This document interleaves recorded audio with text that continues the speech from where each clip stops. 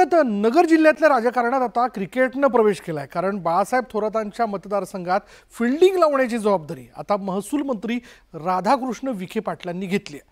त्यामुळे आता होम पिचवर बाळासाहेब थोरात कशी बॅटिंग करणार, बॅटिंग कशी करणार पाहूयात त्याविषयीचा हा रिपोर्ट। क्रिकेटच्या मैदानात जशी टाईट फिल्डिंग लावण्यात आली आहे तशीच फिल्डिंग मतदारसंघातही लावली जाणार आहे।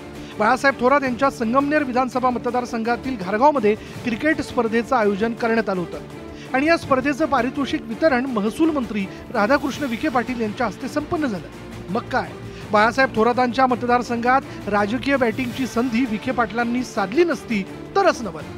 बाळासाहेब थोरातांच्या होम पिचवरच त्यांनी राजकीय षटकार लगावले।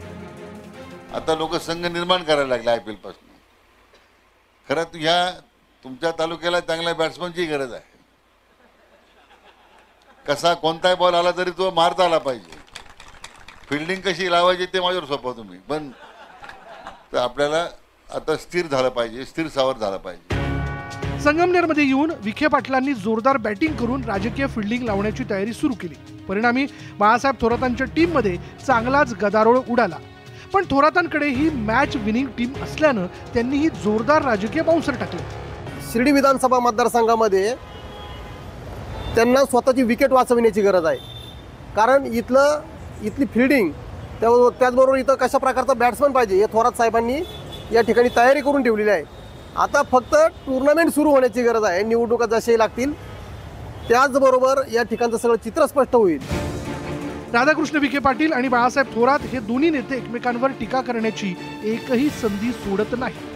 आता थेट एकमेकांच्या मतदारसंघात फिल्डिंग लावण्याची वक्तव्य सुरू झाली।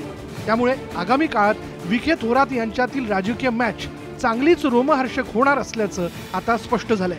हरीश दिमोटे, न्यूज 18 लोकमत, अहमदनगर। चला यानंतर थेट जाणार आहोत अयोध्येत।